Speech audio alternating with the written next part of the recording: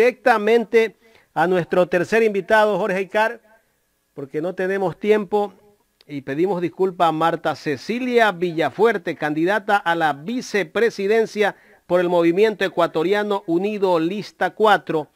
Le voy a dar el paso a Gustavo Jiménez para que plantee la primera pregunta. Muchas gracias, Jaime. Bueno, pues Marta Cecilia Villafuerte, candidata a la vicepresidencia por el Movimiento Ecuatoriano Unido Listas 4. Interesante conocer el pensamiento de la mujer para este nuevo proceso de gobernabilidad de los ecuatorianos, que estamos bastante sometidos en la desesperanza con tantas situaciones, la poca economía, una pandemia, la corrupción, la delincuencia, la pobreza, un sinnúmero de situaciones que para quien va o pretende llegar a la presidencia de la República o a gobernar este país, yo creería porque es un panorama bastante difícil. Pero quiero centrarme en algo específico, el tema de la educación. ¿Cómo usted considera que debería tratar el nuevo gobierno el tema de la educación en nuestro país? ¿Y por qué arranco en el tema de la educación? Porque si bien es cierto, estamos afectados con un tema de pandemia que tiene en cuarentena todo, hasta la economía, pues el grado de deserción escolar, el grado de deserción de la universidad y el poco interés de nuestros jóvenes por prepararse, sino por buscar cómo sobrevivir, nos está llevando a un Ecuador con poca esperanza. Gustavo, muchísimas gracias por arrancar con esa pregunta muy interesante que muchos consideran innecesaria, muchos consideran de segundo plano, pero yo me atrevo a decir que es culpa o causa de la falta de educación que tenemos una situación terrible en cuanto a casos de corrupción y a un manejo de una pandemia que nadie se esperaba, pero una respuesta muy ineficiente por parte del Estado. ¿En qué sentido? Nosotros tenemos ahora como consecuencia casos de corrupción, tenemos una familia ecuatoriana desmotivada, un joven que no sabe cómo emprender, indignado, una madre de familia que no sabe cómo cuidar a sus hijos, no sabe cómo ayudarlos a fortalecer en valores. Y es esa educación, no solamente la actual, de los alumnos del sector educativo, sino también de los padres de familia, que hemos descuidado o hemos cedido ante falsas ideologías, ante falsas causas, que nuestros hijos no se interesen en rescatar valores, principios, ética, pensamiento crítico. Y ahora vemos que hay una generación, esa franja entre 30 y 40 años, que son los que más están desviados y ceden ante repartición de hospitales, falsificación de carnes de discapacidad, destrucción de bienes públicos disfrazado de manifestación cívica, manipulación en textos educativos. Y es la educación, Gustavo, la que yo digo con firmeza que es la razón de que sea mérito o culpa de que nuestra sociedad actual esté como está en cuanto a un manejo administrativo pésimo, olvidado, inadecuado.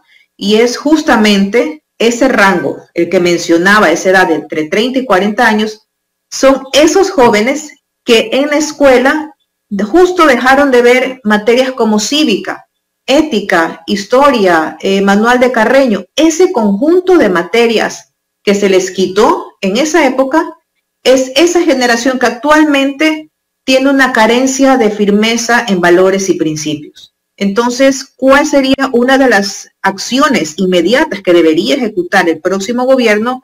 Rescatar la educación. No solamente como entidad pública, porque el hogar es la primera escuela. Las entidades educativas son el complemento, pero si no cuidas ni a la primera entidad formativa de valores, que es la familia como núcleo de la sociedad, ni te preocupas por complementarla en las entidades públicas, estás dando al país una sociedad vacía. Zombies, yo les digo zombies, porque responden a las necesidades inmediatas. Entonces tenemos dos sectores que están totalmente desatendidos y es una prioridad es una prioridad atender la educación integral en valores y principios. Muy bien, gracias por esa respuesta. Bueno, está en bastantes términos generales, ¿no? Pero en todo caso es válida porque de alguna manera, pues sí, una definición de lo que está pasando con nuestra juventud y con los actuales futuros de la patria, pues viene un poco en ese tono. Pero usted es activista, provida, y también es defensora de los derechos humanos. Aquí quiero llegar a un punto específico. Siendo mujer, usted se ha dado cuenta que en el Ecuador se han dado pasos bastante agigantados en temas de derechos humanos y también en favorecer la defensa de los derechos de la mujer. Pero las leyes están de adorno. Hoy en día hay muchas leyes que, entre comillas, protegen a la mujer, perdón, protegen a la mujer, pero vemos femicidios, vemos vejámenes, vemos un sinnúmero de problemas que la mujer está enfrentando y especialmente aquella mujer que muchas veces tiene que ser de padre y madre al mismo tiempo y que de alguna manera pues no tiene las oportunidades en la vida. ¿Dónde están esos derechos humanos plasmados en la ley? ¿Qué haría usted como vicepresidenta para promover una mejor atención en la defensa precisamente a este sector? Gustavo, no solamente los derechos de la mujer en la situación actual, defensa de la mujer desde la concepción, porque si bien sabemos somos vida humana, ya tenemos nuestro sexo asignado desde el vientre materno. ¿Qué pasa con esa mujer que ya está en el vientre materno y nadie habla por ella? Lo digo como mujer, esposa, madre de 3 hijos, la pandemia nos afectó a todas. En mi caso personal, y lo digo con tranquilidad, nosotros tuvimos que buscar la forma de cumplir con nuestros quehaceres domésticos, ayudar a nuestros hijos a adaptarse a una era digital. Teníamos que estar sentadas con ellos dominando el Zoom, las plataformas para bajar las tareas, subirlas, tomarle foto, hacer un video, enviarlas. Y a la par también, y tercer punto, uno de los tantos perfiles, cuidar a nuestros esposos. Bueno, en los hogares que estamos con un esposo que mantiene el hogar, buscar que él pueda salir a buscar activarse económicamente, hacer las compras del supermercado, traer el proceso de desinfectar, buscar que no se haya adquirido el virus, que no nos contagie a nosotros. Para nosotras, las mujeres, fue un trabajo emocional, un desafío emocional mucho más fuerte que los hombres. Imagínense en los hogares donde las mujeres no tenemos esposo, no tenemos la figura paterna que nos ayude a complementar ese trabajo con nuestros hijos. Fuimos padre, madre, profesora, ama de casa, muchos roles que nos abrumaron y fue un desafío emocional, a eso me refiero.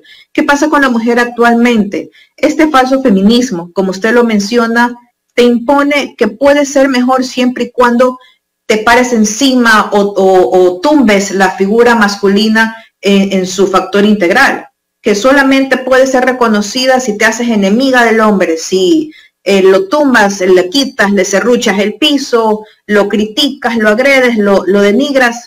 Eso no es el feminismo correcto. Nosotros, en nuestra particularidad, mujeres y hombres nos complementamos y juntos podemos sacar adelante un hogar, una sociedad, un país. Por eso, al ser un binomio comprendido por un hombre y una mujer, podemos complementar. La sensibilidad que tiene la mujer es mayor a la que tiene el hombre y la fortaleza del hombre es mayor en ciertos aspectos a la que tiene la mujer. Entonces no podemos ignorar y no podemos imponer que el uno puede cumplir todos los roles que el otro. Ese es el falso feminismo que se ha estado dando en la actualidad, razón por la cual se ha distorsionado la defensa de la mujer con falsos derechos, falsos argumentos que tienen que ser tumbando al otro para salir adelante. No, señores. Esta pandemia nos ha permitido conocernos más, saber reconocer que junto al hombre podemos salir adelante. Y en los casos que usted menciona, lamentablemente hay una desatención terrible para esos casos donde tenemos madres que son madre y padre, no solamente mantienen a sus hijos, mantienen a sus hermanos, mantienen a sus padres que los tienen aún con vida. Es un rol muy fuerte, es un desafío, como le digo, muy fuerte. ¿Qué podemos hacer inicialmente? Rescatar desde el ámbito social políticas públicas, porque leyes, como usted dice, sobran. Pero la pregunta es, se están cumpliendo a cabalidad, sirven, están teniendo resultados, están dando resultados. Por supuesto que no. Tenemos casos de violencia intrafamiliar que ha incrementado en esta pandemia. Hemos tenido casos de embarazos adolescentes porque hemos estado encerrados y no sabemos cómo actuar, cómo salir adelante, cómo sobrellevar ese desafío emocional que tenemos las mujeres. Bien, hoy precisamente veía una imagen de la actual vicepresidenta de la República, una mujer que llegó a ocupar ese cargo, pues creería yo porque así Dios lo dispuso y el gobierno actual. Y veo a una mujer muy humana porque va a los sectores marginales, se ve a esta mujer interactuando con los niños y le preocupa mucho la pobreza. Pero qué pena que ahora que ya está por terminar este gobierno, una mujer con ese sentimiento muy humano hacia el prójimo tenga que enfrentar situaciones como esas sin dinero. Y digo sin dinero porque este gobierno dice que no tiene dinero para nada. Y lógicamente el nuevo gobernante va a tener que enfrentar una situación económica difícil. Ahí va mi pregunta. Se ha visto que entre vicepresidentes y presidentes no ha habido química. ¿Por qué cree usted que va a haber una química perfecta entre su presidente, entre su candidato a presidenta y usted? ¿Cuál es esa división de agenda que van a tener que va a permitir la armonía entre ambos? Porque como usted bien lo dice, Gustavo, es el cuarto o la cuarta vicepresidencia que se da en un solo periodo. ¿Y esto qué connota? Que como no hay esa compatibilidad básica, inicial, en principios y valores, es lo que ha llevado estos quebrantos, que el único perjudicado aquí ha sido el país. Recién tenemos en una cuarta oportunidad una vicepresidenta que le aseguro, y lo digo con toda franqueza, si se hubiera postulado con ese perfil como es María Alejandra Muñoz, no hubieran votado por ella, porque la veían muy buena, muy correcta, muy franca, muy transparente, y como algunos dicen, mucha maravilla para ser verdad. Entonces, hay que decirlo, hay que reconocerlo, que una mujer está subestimada por tener un perfil muy transparente. Pero ¿qué pasa? ¿A dónde quiero llegar con estos casos, con este ejemplo? Que no hubo esa compatibilidad entre los anteriores vicepresidentes, que no vale la pena mencionarlos en esta entrevista, pero no hubo esa compatibilidad. Y si no hay una compatibilidad entre los dos primeros mandatarios, primer y segundo mandatario, Gustavo, no se puede garantizar que realmente haya una solución práctica, una solución integral frente a todo desafío. Le doy un consejo, un ejemplo mucho más aterrizado para que comprendan. En casa, donde está papá que trabaja, que ayuda a administrar. Como usted dice, ¿cómo se va a solucionar eso? Perfecto, la mamá se encarga de ayudar a administrar. Ella se encarga de cuidar a los hijos, el factor social, educación, los quehaceres del hogar. Papá es el que trae el ingreso económico. El mismo diseño funcionará acá en este gobierno. Estamos hechos para complementar, junto con el doctor Almeida, para ayudar a administrar y rescatar y activar económicamente como se debe, porque dicen que vamos a reactivar el país cuando sabemos que no ha estado activo en su potencial óptimo. Sin embargo, no podemos todos los dos estar haciendo lo mismo. Tenemos que cubrir las áreas que nos competen, pero estar alineados. Si no estamos alineados, que lo hicimos desde el principio, ¿cuáles son nuestros valores en común? ¿Cuáles son nuestras creencias en común? ¿Cuáles son nuestros puntos no negociables? ¿Cuáles son nuestros puntos negociables? Ok, se sabe, y es la única fórmula, Gustavo, donde un binomio realmente puede ofrecer un perfil íntegro. Porque se ven binomios donde sí, dicen que tienen tolerancia en diferentes posturas, pero cuando venga una crisis, por ejemplo, lo que usted mencionó, el tema de aborto, en la defensa de la vida, donde está un presidente que sí lo defiende, donde está un vicepresidente que se opone, ¿quién va a primar? ¿El presidente o el vicepresidente? Tiene que ser entre los dos, porque los dos representan a más de 17 millones. Si no hay, por más que digan respeto, tolerancia, sí, pero tienen que haber puntos no negociables para enfrentar la pobreza, para defender a la familia, para defender la vida, para hacer respetar la Constitución, indiferente de nuestras creencias personales. pero si no hay esos puntos en común, no sirve ese binomio. Hay que decirlo así, no sirve. Muy bien, vamos a continuar con Jaime de la Cruz en estudios, por favor. Marta Cecilia, usted es católica practicante, ¿no? Correcto. ¿Cómo así se fusionó este binomio? En la iglesia evangélica y la iglesia católica, justo el candidato a presidente evangélico y la candidata a vicepresidenta católica. Por primera vez se da esto, creo, ¿no? De los que tengo conocimiento, sí. Pero me gusta esa pregunta porque siempre dicen con una extrañeza, pero ¿qué hace un evangélico y un católico unido? Pues, ¿qué tiene de malo? Somos personas creyentes, cada una firme en sus convicciones religiosas, pero que superan esa, no brecha, pero sí esa particularidad que enriquece. Representamos a la mayoría de creyentes del país. Y no porque sea evangélico o católica, hemos tenido binomios solo católicos, hemos tenido candidatos solo evangélicos, pero eso no tiene que ser un punto determinante, porque la cristiandad, en cualquiera de sus manifestaciones, es uno de los valores que defendemos. El derecho a que cada uno, como Estado laico, que somos, y lo decimos porque realmente decir Estado laico nos ratifica nuestra postura. Me causa gracia cuando dicen, son Estado laico, como queriendo callarnos. Pero Estado laico quiere decir que se complementa entre la parte creyente y el Estado. Y entre los dos se complementan y trabajan en conjunto, respetándose mutuamente y cada uno manteniendo sus áreas de trabajo. Entonces, cuando dicen, ¿qué hace un evangélico con una católica? Digo, bueno, si nosotros superamos esas diferencias, porque en el fondo lo que realmente nos une es creer en Dios, y que eso nos permita cumplir y hacer cumplir de la forma más transparente, más ética, todo el servicio público que uno pueda dar como ciudadano, con esos valores que no los puede dejar de un lado. Pero si nosotros superamos eso, lo ha hecho el sector social. Hemos hecho manifestaciones pro vida, pro familia en años anteriores, donde se ha hecho ese llamado ecuménico a sumarse juntos por una misma causa. ¿Por qué no aplicarlo ahora desde el sector público, que es lo que tanto se ha necesitado? Sobrepasar esas ideologías, superar cualquier diferencia que no nos separa, sino más bien que nos une, porque como somos personas creyentes, podemos realmente establecer ese punto no negociable, como le decía anteriormente a Gustavo, de que somos de la misma línea, personas creyentes. Eso ya nos permite tener un paso más en cuanto a ofrecer una garantía como binomio compatible y con un mismo objetivo para cualquier caso que se necesite rescatar en el país.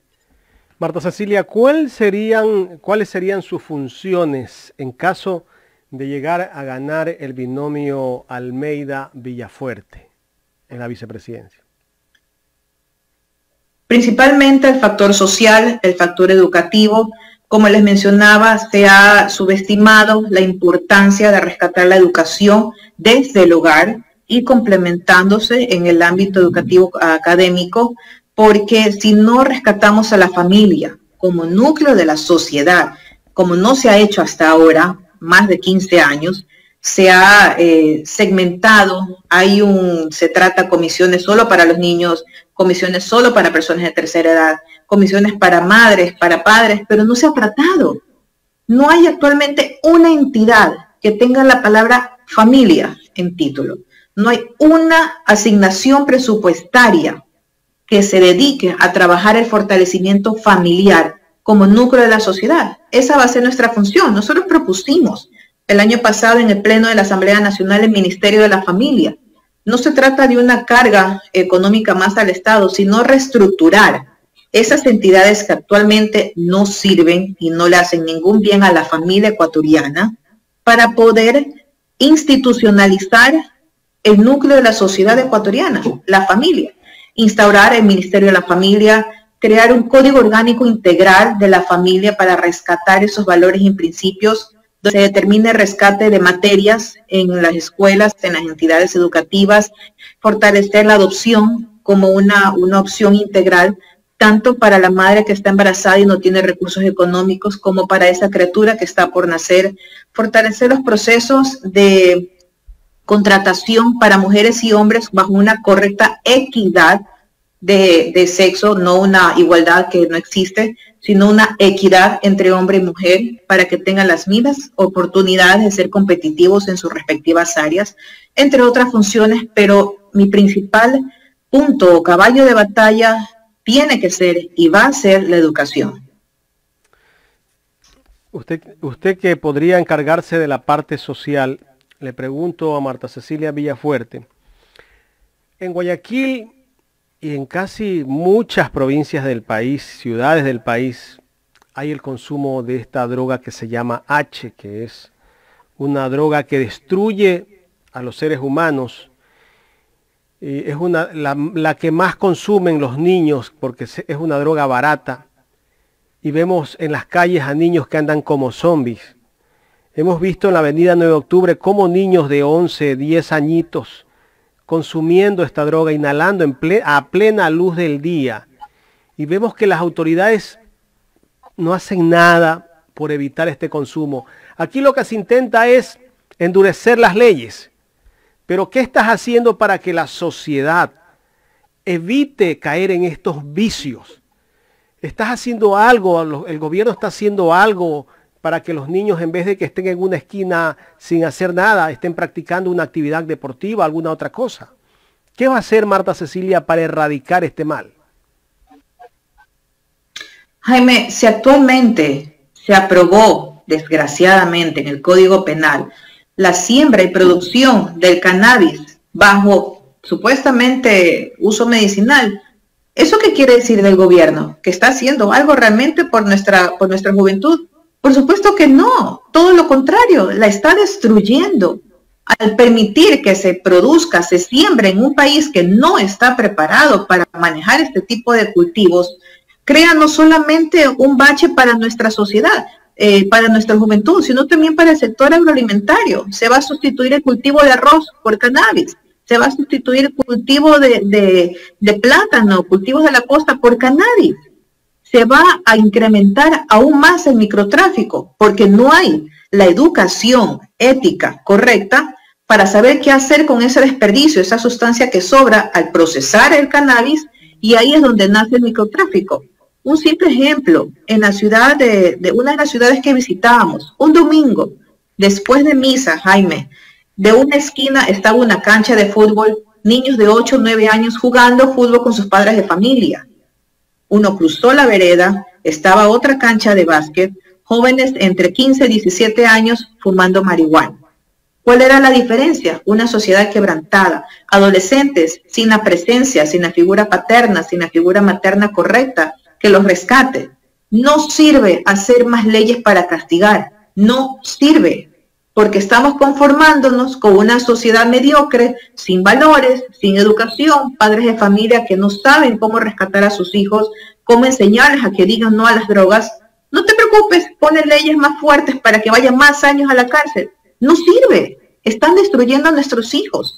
Vámonos a la causa, fortalecimiento en educación, darle esas herramientas a los padres de familia desde el gobierno o desde las entidades sociales, como nosotros que hemos hecho esa lucha, capacitar, haciendo brigadas informativas para educar, dando herramientas educativas para fortalecer esta falencia en valores y principios. ¿De qué sirven más leyes, Jaime, si no estamos rescatando desde la causa, no desde la consecuencia? Gracias por la respuesta. Voy a darle paso a Gustavo Jiménez para que continúe este diálogo. Muy bien, gracias, Jaime. He escuchado un poco su pensamiento y la verdad suena muy bonito en ese sentido porque es un poco lo que la población ecuatoriana está esperando, ¿no? Que existan propuestas un poco en firme respecto a las realidades que vivimos, pero ustedes se van a enfrentar a otra realidad mayor, que es el manejo político, porque ustedes pueden tener buenas decisiones y buenas intenciones, pero si desde los otros sectores políticos como la Asamblea no tienen respaldo, lógicamente no van a poder lograr el objetivo. Sin embargo, las políticas sociales que vienen desde el gobierno son muy importantes. Hoy en día no existen políticas de salud mental, por ejemplo. Refiriéndonos un poco sobre esta pandemia de las drogas y de la mendicidad de las familias, de la desarticulación familiar. Y otro problema es también que las tendencias a estos nuevos pensamientos de introducir el liberalismo desmedido en algunos casos, ha tomado fuerza en el Ecuador y en algunos sectores políticos, incluyendo los gobiernos de turno, pues tienen poder. ¿Cómo ustedes van a manejar esa situación? Porque ustedes no van a gobernar solamente para evangélicos y para católicos. Vamos a gobernar para todos los más de 17 millones de ecuatorianos, creyentes y no creyentes, de cualquier ideología política, derecha, izquierda, centro, sin ideología política, porque nosotros estamos rompiendo esos estigmas, esas etiquetas que tanto daño nos han hecho. Como usted menciona, es difícil tener esa alineación entre la Asamblea y el gobierno. Miren lo que pasó ahora con el Código de Salud. La mayoría del Pleno de la Asamblea Nacional aprobó un nefasto Código de Salud de una forma incorrecta, que lo podemos mencionar después cómo se tuvo que haber votado. ¿Qué pasó? Se apeló al primer mandatario para que lo vete, lo vetó. Ahí hubo una contradicción. ¿Por qué no se estableció desde la Asamblea esa legislación correcta? Hubo ese contrapuesto. ¿Qué va a pasar ahora? Tenemos nosotros que trabajar en conjunto, respetando la Constitución. Si habían puntos en ese Código de Salud, solo para mencionar ese ejemplo, que se contradecían con algunos artículos de la Constitución, no tenía por qué haberse aprobado. Ahí, justo en ese Código de Salud, había una iniciativa muy valiosa para la prevención del suicidio, para la salud mental. Nosotros propusimos, hablo ya como organizaciones pro vida y pro familia, antes de la candidatura, hicimos cartas abiertas al presidente y a la Asamblea, especificando los artículos que eran de fibras delicadas que tenían que haberse votado por separado y rescatar las iniciativas valiosas que tenía ese código. No se prestó atención, se debieron a intereses personales. Los asambleístas no sabemos por qué votaron cuando sabían que había otra opción. Sin embargo, se tuvo que apelar al primer mandatario para que se dé ese veto que se dio al código, y ahí encontramos esa incompatibilidad. Si no hay una compatibilidad entre el poder legislativo, el poder judicial y el poder ejecutivo, los tres poderes del Estado, no se puede ofrecer el oro y el moro, como usted dice. Suena bonito. Sí, suena bonito porque nadie más lo dice, porque nadie más lo considera lo suficientemente necesario e importante. Si nosotros no nos ponemos firmes ahora, estamos en una generación electoral de perderlo todo, todas las oportunidades, las pocas que quedan para realmente legislar en conjunto.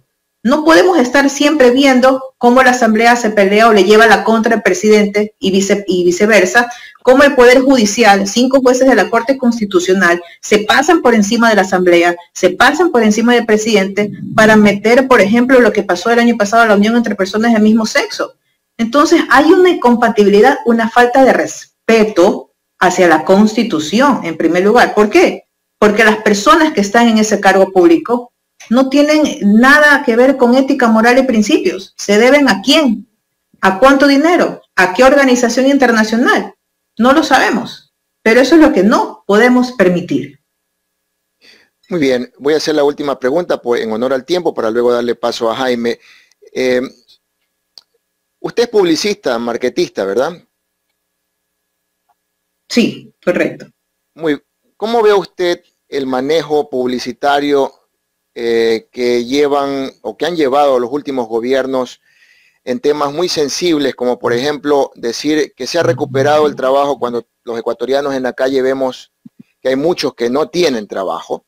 Y otro tema importante, por ejemplo, ¿cómo le parece a usted que un gobierno diga que se ha erradicado la pobreza en el Ecuador cuando en las calles vemos también a ese tipo de ciudadanos mendigando para poder subsistir? Hoy en día, creería yo que estos mismos gobiernos que han utilizado perfectamente la publicidad para venderse, nos han llevado a una mendicidad adecuada. Con esto de los bonos, que de alguna manera facilita la vida a una que otra persona, pero no a todos, y no se llega a los que verdaderamente requieren ese bono. Nos llevan a la mendicidad cada vez que nos ofrecen créditos para salir adelante, pero los créditos solamente llegan a las grandes industrias, a los señores ricos, pero a los que quieren emprender, a los que estamos por ahí tratando de vender un pan, una colada, un perfume, un aceite, un champú, no nos llegan los créditos.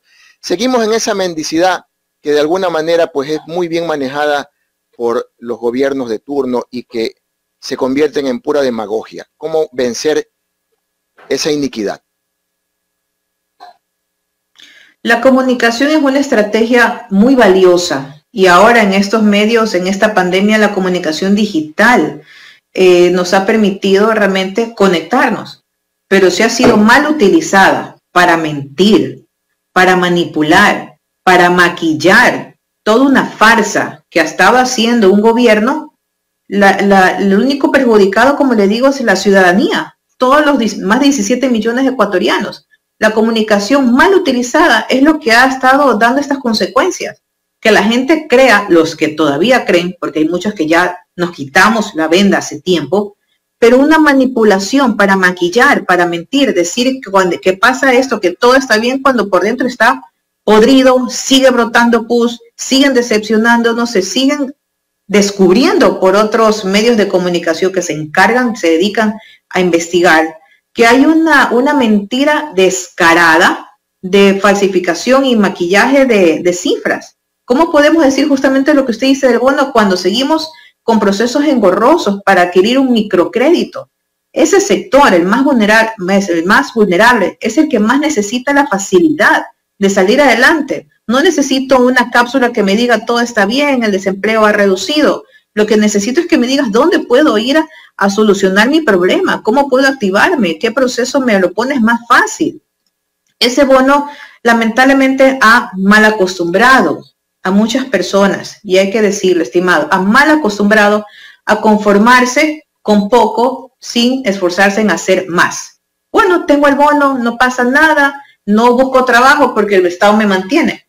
Pero eso ahí viene, insisto, ahí viene la educación al ecuatoriano. Esta es una ayuda, pero para que 60, 80 dólares tú la multipliques y hagas más. No para que te limites a conformarte con un mensual de 60, 80 dólares, ¿cómo sacas adelante? Y quejarte que el gobierno no te da más. Te da una pauta para que tú puedas salir adelante. Ahí viene el otro lado de procesos para adquirir un microcrédito que sean mucho más fáciles, mucho más prácticos. Y ahí viene una serie de procesos donde tenemos que quitar esos factores que distorsionan para realmente conectar al productor con la productividad. Aquel agricultor, que es el único que no ha descansado en esta pandemia.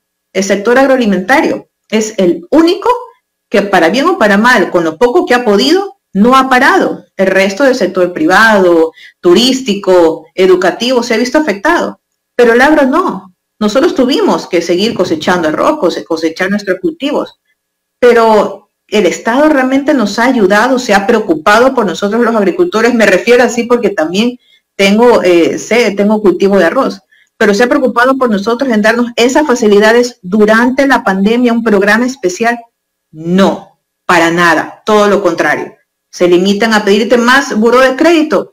¿Qué buró de crédito tú puedes rescatar en 10 meses? Por Dios, has estado encerrado en tu casa cuidando tu vida y la de tu familia. O sea, esas incoherencias, para que te digan en una cápsula, el desempleo ha reducido. Por Dios, es una mentira descarada. ¿Hasta cuándo? Muy bien, el pensamiento de Marta Villafuerte, candidata a la vicepresidenta de la vicepresidencia por el Movimiento Ecuatoriano Unido, Listas 4. Yo le agradezco y le deseo éxitos. Le doy paso a mi compañero Jaime de la Cruz, que tiene más inquietudes. Trasladar una inquietud de una televidente que nos está viendo desde el canal de YouTube. Isabel Maez, dice la persona que nos escribe, y le voy a pedir que sea un poco breve porque ya nos hemos pasado un poco del tiempo, Marta Cecilia. Ella nos pregunta, ¿qué opina usted de la figura política de Eloy Alfaro? Una figura política que nos ha hecho un daño toda historia que se desconoce no nos va a permitir salir adelante. No solamente Eloy Alfaro, sino rescatar, Moreno también nos enseñó, pero si no sabemos cómo utilizar o extraer aquellas enseñanzas de cada figura política, Eloy Alfaro, García Moreno, León Roldós, Pepe Cordero, realmente, y convertirlas ahora en una nueva propuesta, porque nos gusta o no nos gusta, Eloy Alfaro es parte de nuestra historia. Nos gusta o no nos gusta, o a quienes no les guste, García Moreno es parte de nuestra historia. Nos dejó heridas, nos dejó cosas productivas, pero si no sabemos controlar o recuperar o rescatar esos factores históricos, que ahora los vemos como consecuencia, estamos destinados a repetir lo mismo y lo mismo. No queremos esa época alfarista, no queremos que nos maten como García Moreno, pero sí necesitamos rescatar esa historia, que con seguridad le garantizo a nuestros hijos actualmente no la conocen. ¿Qué opinó de ello? Necesitamos no volver a cometer ese error. Marta Cecilia, quiero agradecerle por haber aceptado este diálogo con nosotros. Muchísimas gracias a ustedes. Gracias a Marta Cecilia Villafuerte, candidata a vicepresidenta por el Movimiento Ecuatoriano Unido.